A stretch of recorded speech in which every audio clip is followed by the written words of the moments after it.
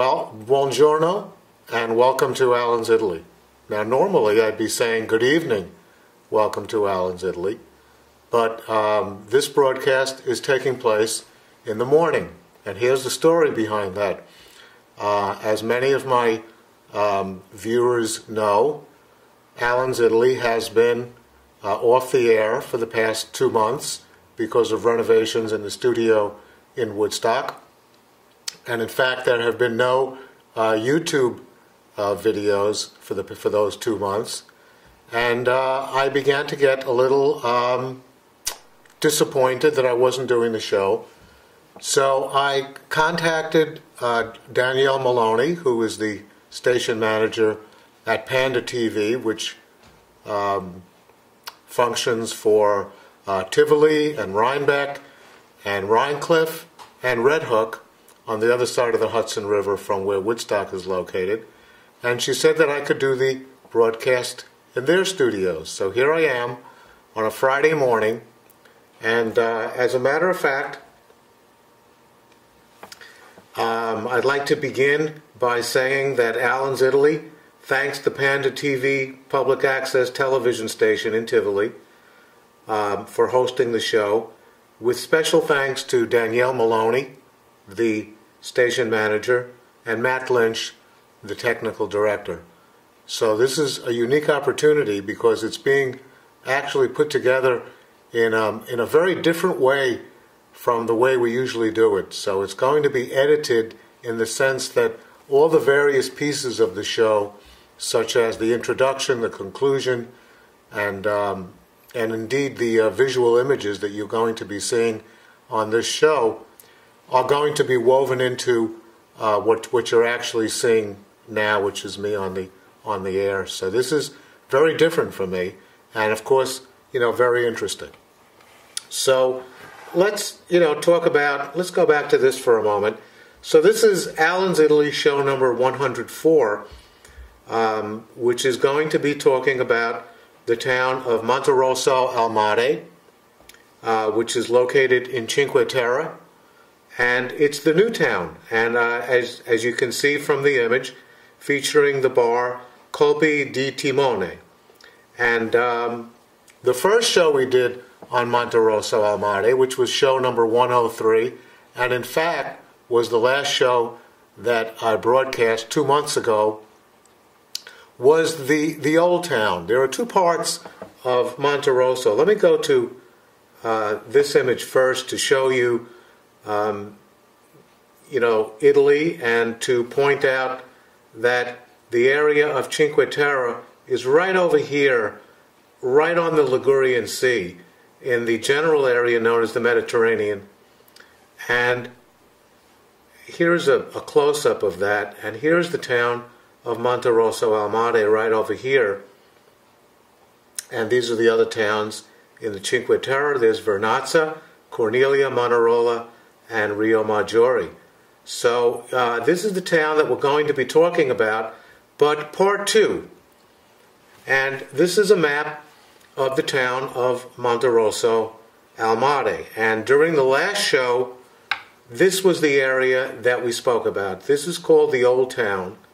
And there are two ways of entering the town. You can either enter on Via Roma, which brings you right to the Old Town, or you could come in this way, and this brings you to the new town. And I'm going to be talking about not this area, which was what we spoke about in show number 103, but this area right, I would say, from this point right here going to the left.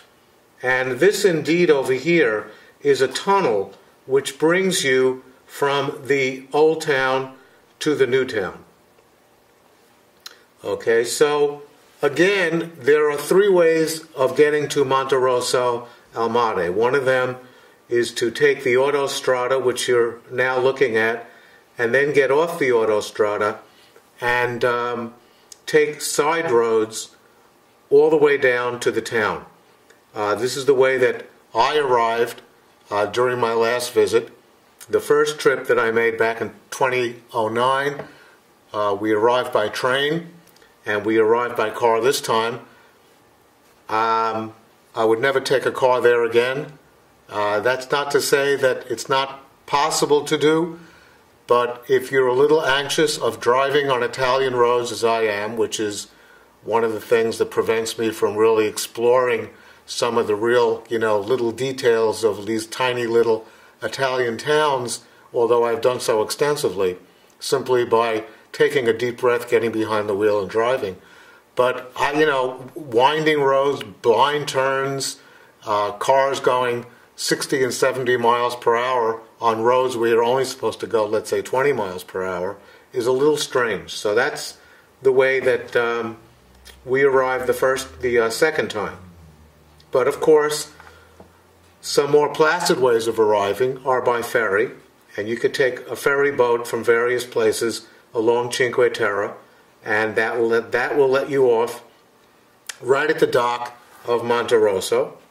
You could also arrive by train, which is this is the Monterosso train station, and this is my favorite way of arriving because you just kind of sit back and relax, and you could get from various places in Italy to that point. This was show 103, which is showing you the view of the Mediterranean, actually the Ligurian Sea, from our hotel room in the town of Monterosso al Mare, part of the old town, right from the Hotel Villa Steno, which was the hotel that I featured on the last show, and that was the sign that you see as you pull up to it.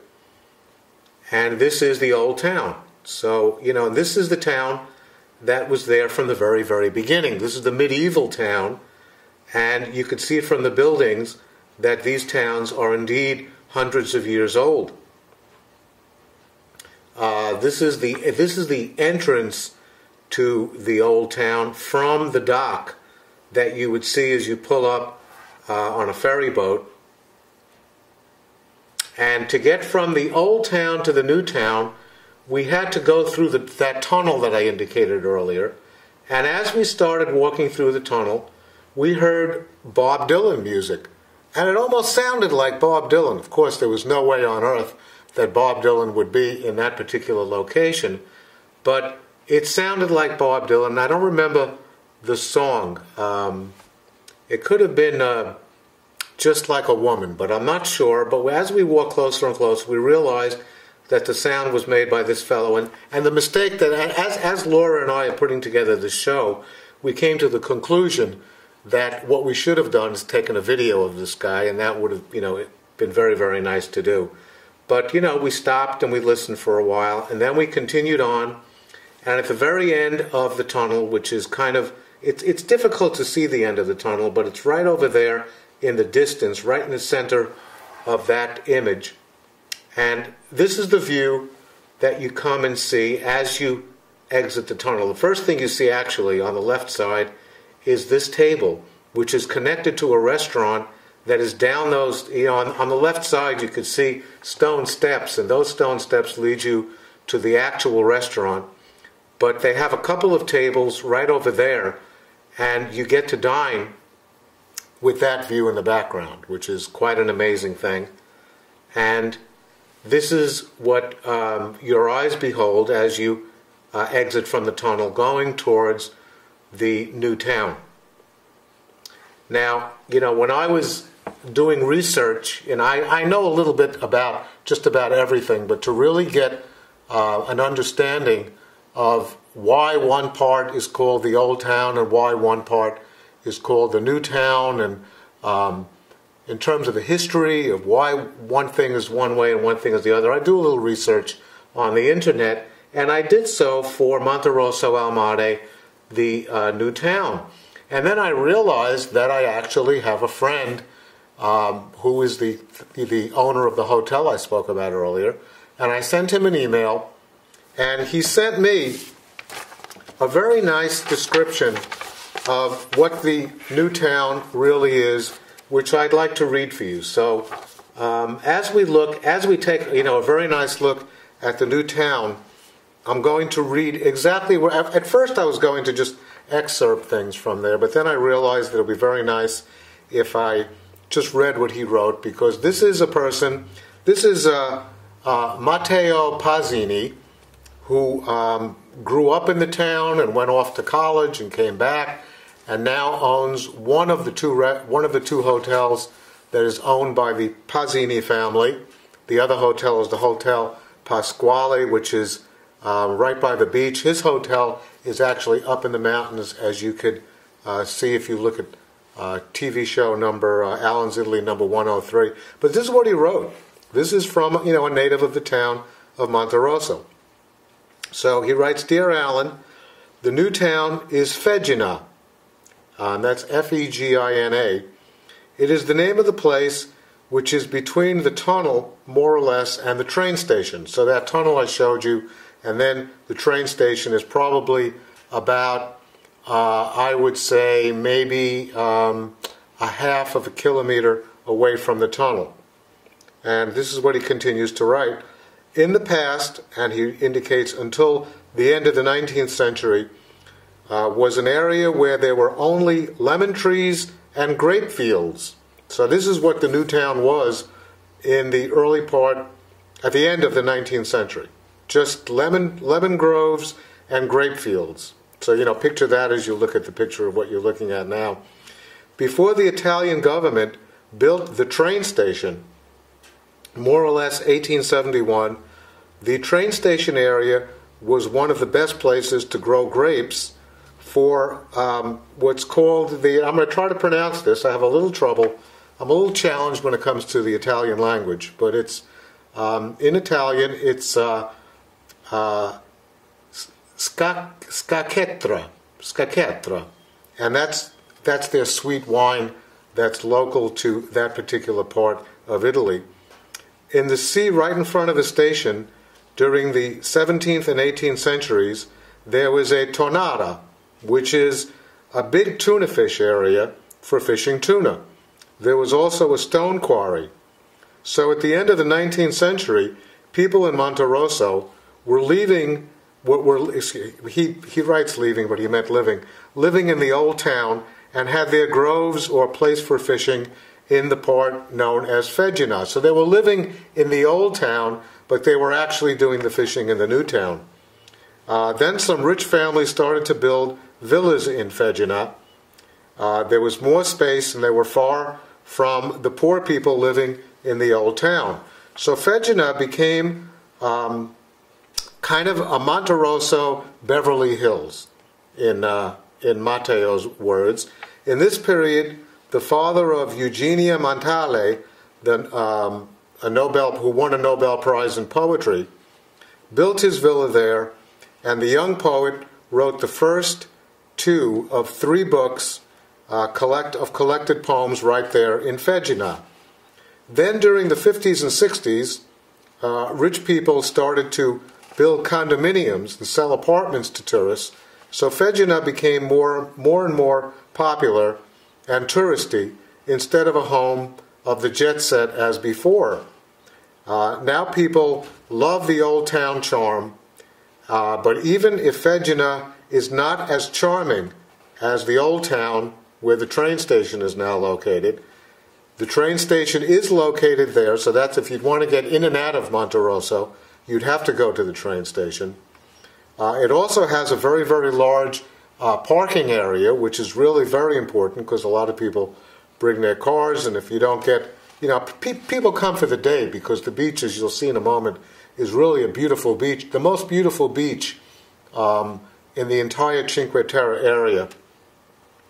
And he indicates that those are the 3 main draws of that area. And as we move along, I will, point out a couple more of the really wonderful aspects of being in the new town. So that's what a native of the town, looks at it as. Kind of a touristy area that originally started out as kind of a playground for wealthy people. Okay, so this is a view coming out of the tunnel, and the fellow who wrote the lines that I just read to you is my friend Matteo Pazzini, and there I am, creating this image of him thanking him. This is from the last show for the great interview that he gave me and for the outstanding Hotel Villa Steno. And if you're interested in that interview and seeing the hotel up close, you could go back to show number 103. So, you know, this is very, very refreshing because you're coming out of the old town, which, you know, I showed you earlier, and now you're coming to the new town, and this is what it looks like, and it's really, really very, very beautiful. The water is magnificent. You know, this is the ever-present landmark of the beach in the new town, which is, you know, has been there for heaven knows how long. But this is what the beach looks like, and it's, you know, really nice. And you could see that there's a rental, a little cabin over there with rental chairs and umbrellas, and you know, this is early in the day. We took this picture early in the day because we had been, I think we took this picture when we were going to be taking a boat somewhere else, so we got there kind of early, and this is what it looks like, but it really fills up with people as we go on. And this is what it looks like in the dead of winter. It's very, very interesting because the first time we saw this beach, we had seen it in January of 2009, and that's what it looked like. And there was absolutely nothing going on in this town, as opposed to now, you know, what it looks like. This is at the end of May. And again, this is, you know, looking at it from where a lot of those villas and condominiums that Matteo described earlier. This is looking back towards the old town along the beach. As you can see, it's really, really nice, even though it's kind of cloudy in the background. The train, which you can use to get to Monterosso, that's what it looks like, and that's, you know, that's the view you get as you're riding along Cinque Terre, from the northernmost town of Monterosso to the southernmost town of Rio Maggiore. So, you know, you're riding on this train with that view in the background, and this is actually why I'm showing the train. We took a train to the town of Cornelia, which was actually part of show number 102, where I covered all of the towns of the 5 towns, and that's, you know, that was the sign from that show that I did. And that's the town of Cornelia, just to show you, just to remind you of some of the most amazing towns in all of Italy. That's the town of Cornelia, and it's the only town which is not built right on the Ligurian Sea, but it is pretty spectacular, as you can see. That's what the town looks like, and that's the whole town. It's like maybe a half a mile from end to end, and that was a view from the town of Cornelia. This is actually looking south, and this is looking north towards Monterosso. Actually, I put this in because if you look all the way over here, this is the town of Monterosso. So Cornelia is up here, and then, you know, there's a town of Vernazza over here, and then Monterosso is over here. So that's what it looks like from a very distant view. And this is, you know, we're still in Cornelia now, and you can see that it's really a beautiful town. Okay, but we're back to Monterosso, and this is where most people arrive. Most people come into Monterosso from the train station, and when we came back from Cornelia, this is where we, you know, disembarked, and we came down those steps, and that's what it looks like from a distance. You can see it from the palm trees. It's very, you know, there are a lot of areas of Italy that have palm trees, even though they're not quite as warm temperature as, let's say, you know, when I think of palm trees, I think of you know, Miami and Florida in general. And, you know, when you come out of the train, this is what you see. And you can walk down this street, which is, you know, to the right of the train station. And that's what we did. We walked to the right, and, you know, we noticed that there were some, you know, it's a very happening place. There's a lot of young people and a lot of bars and restaurants and cafes and, you know, really nice. and we were walking in this direction, and we came upon this bar. And, you know, it looked very nice, and they were playing some really, really great music, some kind of southern rock and roll kind of blues music. And the name of the bar was Colpi di Timone. And we sat down and had a drink. And there's the name of the bar. And, you know, it's a very popular bar on the beach at Monterosso. And the owner is this fellow. And, you know, when we go to a restaurant or a bar that we have never been to, the first thing we do is kind of, you know, get used to what the place is all about. But we also ask to see the owner so we could have a little conversation about a little bit of the history of the bar and how long it's been there and so on. And this is Giancarlo Basso, who is the owner of the Bar Colpi di Timone in Monterosso, in Cinque Terre, in Italy. And he was gracious and kind enough to give us, well, that'll come in a minute. This was the owner, the owner's assistant, who was serving tables, and you could see that he indicates that he's wearing a T-shirt that said "free refills," and then on the back it just says, you know, it says "just kidding."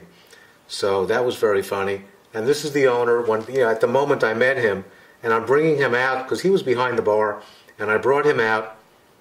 And what you're now going to see is the interview I did with Giancarlo.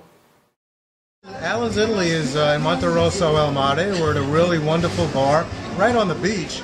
And I forgot your name already. Giancarlo. All my American friends call me GC.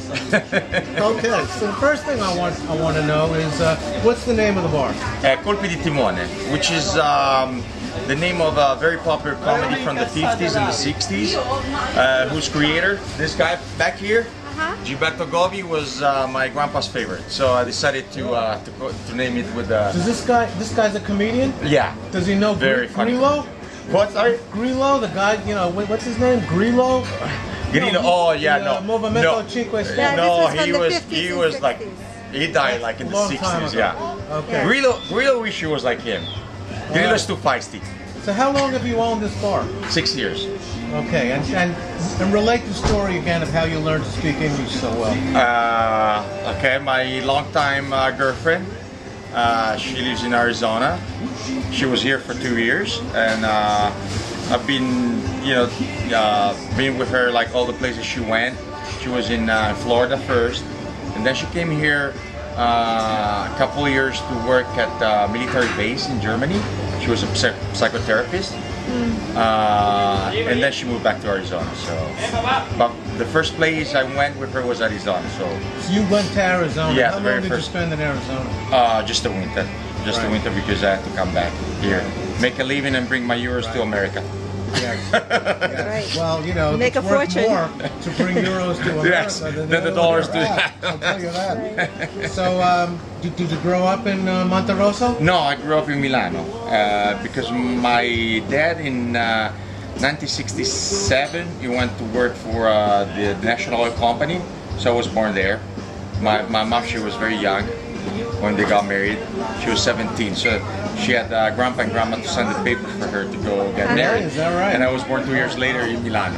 Oh, okay. Even if they're both from here. Right. So I'm a city boy. So what brings you to? So why'd you come here? Because it's easy. It's easy living.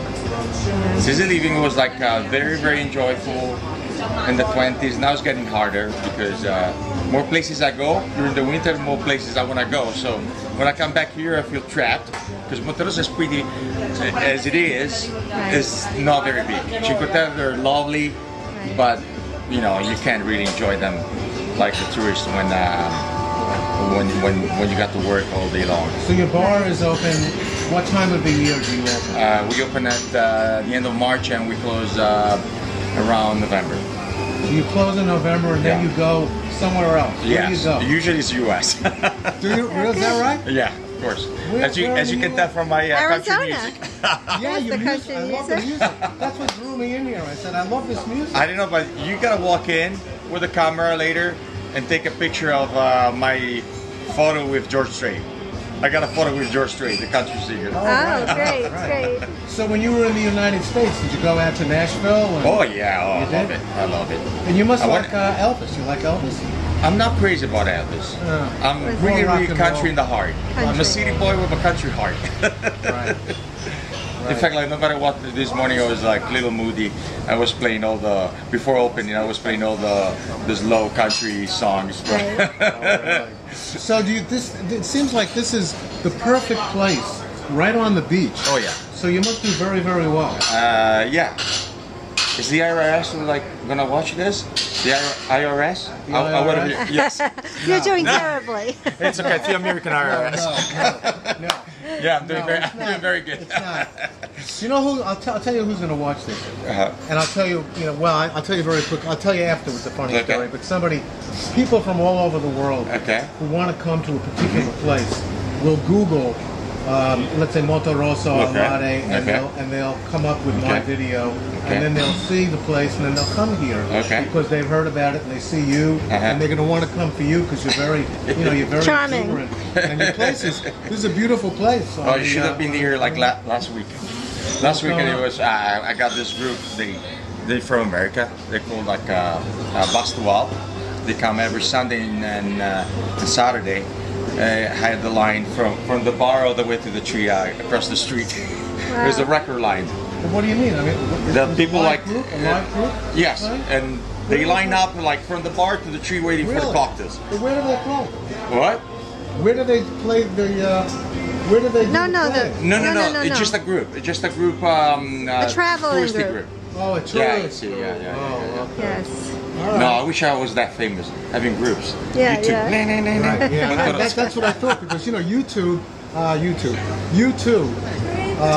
is from, of course, Ireland. Yes. And they have a hotel that they own, and they play in the hotel on Friday evening sometimes. You know that? Where?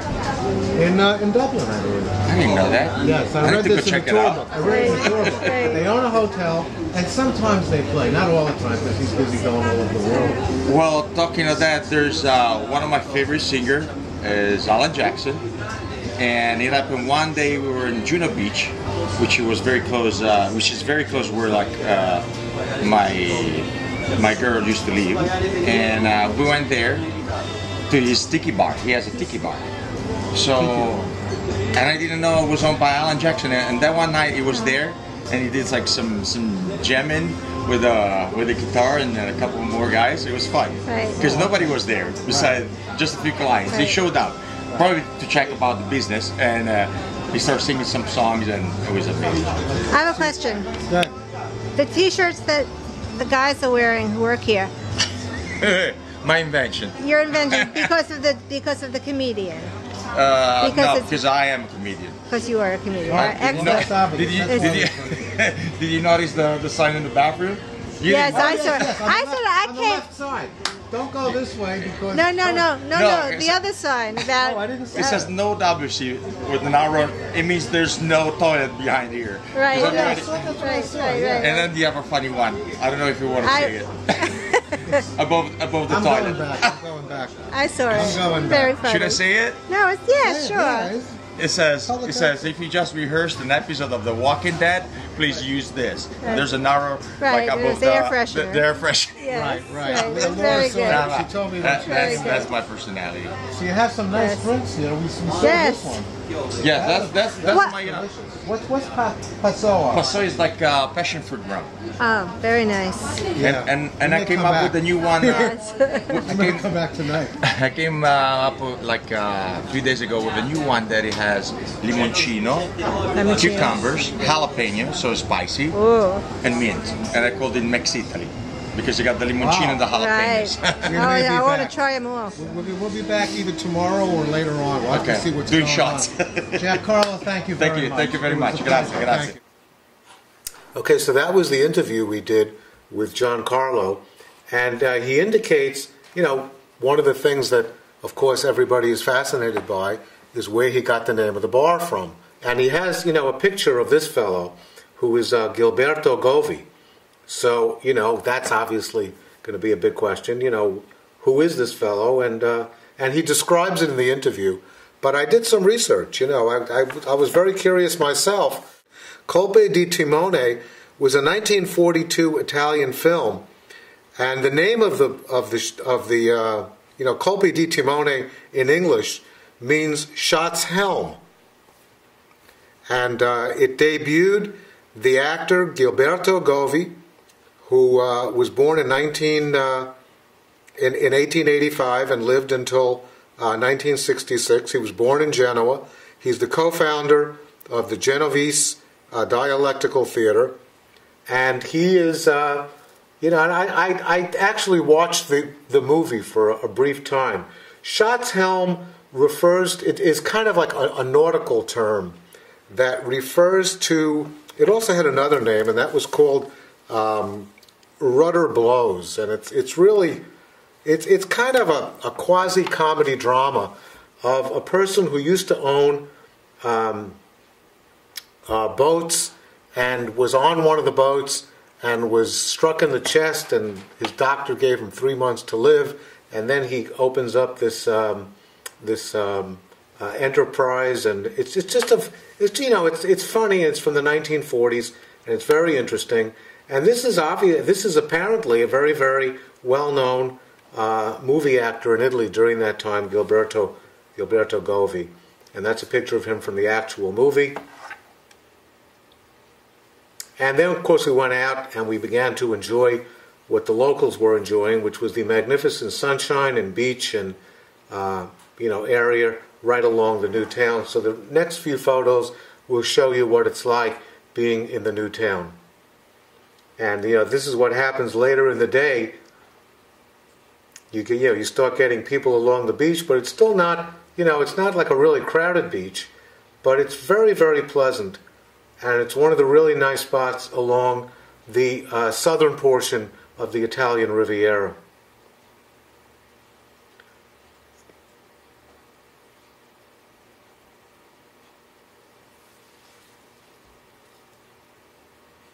And that's a really beautiful photograph of the surf coming in with the cloud hovering above, and again, this is what the new town looked like, with some of the people milling about. Some of it is really beautiful, as you could see. More pictures of the beach. I thought it was a little chilly to be lying around on the beach, but you could see that there's a couple of people fully dressed. They just kind of go down and look at the surf. But as I said, this is the only spot in Cinque Terre of the 5 towns where there's actually an extensive beach with cafes and restaurants. This is probably one of the most important things that I will focus on, and this is a giant parking lot. And a lot of these towns in Italy are extremely difficult to find parking. And one of the great things is when you pull into a town that actually has a very large parking lot. So that's one of the draws of the town. This is a photograph of what's called the Giant, and this is a statue which used to exist the way you see it there until parts of it became broken off, so it no longer looks like that. And this was a creation at the beginning of the 20th century by 2 architects by the name of Levacher and Minerbe, who were architects and sculptors. And this is a sculpture of Neptune of the Sea, which is nicknamed as the Giant. So this is a photograph that Matteo Pazzini had in his hotel, the Hotel Villa Steno, in the lobby. So, this was taken obviously earlier in the 20th century. This is the road that leads to and from the part of the town known as Fegina, which is the new town. And you can see there that if you take that road going in that direction, that's a very interesting sign, because the town of Levanto, which is the one at the bottom there, which is 11 kilometers, is to the north of Monterosso, and the town of La Spezia, which is indicated above, is actually to the south of Monterosso. But in order to get out of the town, everybody has to take the same road. And then at the top of that road, to the left is Levanto and to the right is La Spezia. And again, that's more of the town, looking at the very, very end of it, the very, very northern portion.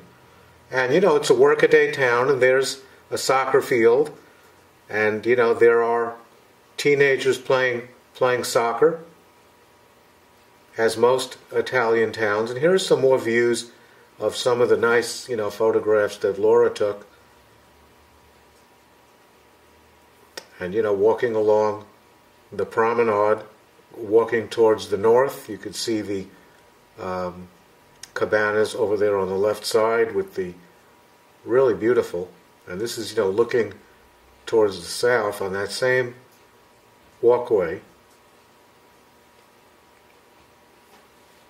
And, we go into restaurants usually, but a lot of people just, walk along, get some fruit, sit on the beach, maybe get a glass of wine. More views of the town. A lot of people come into the town, as you can see, by bicycle. And more pictures of the promenade.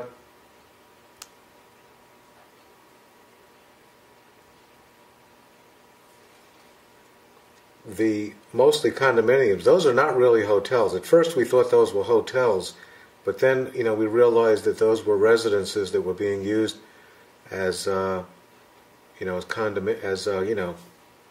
rentals for the season and condominiums.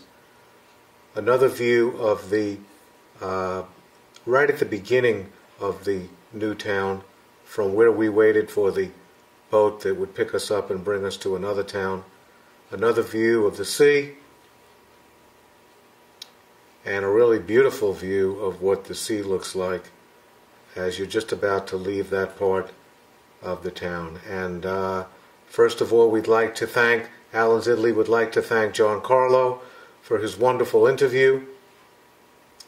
And next on Alan's Italy, I'm going to be talking about the town of Porto Venere.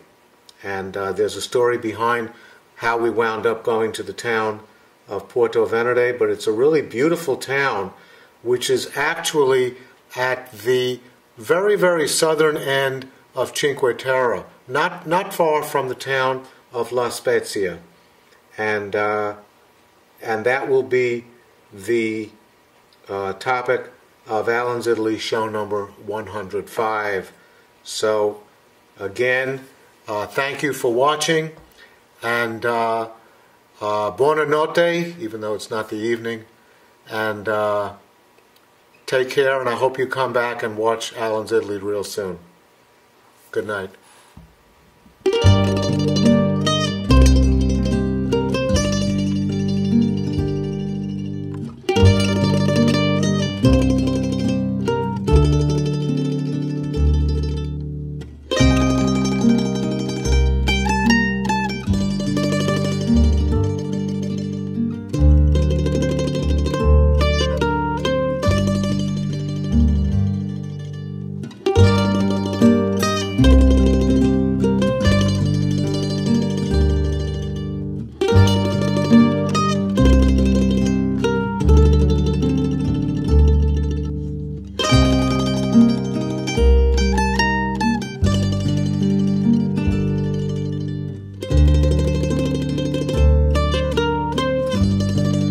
you.